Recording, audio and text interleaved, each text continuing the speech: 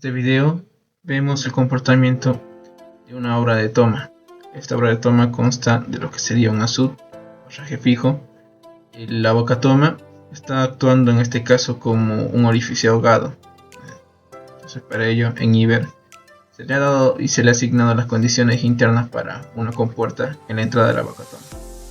Y de la misma forma se ha agregado un canal de excedencias, en este caso al lado izquierdo del muro de nuestro desarenador, y una compuerta de salida para posteriormente el agua se dirija hacia el canal de conducción.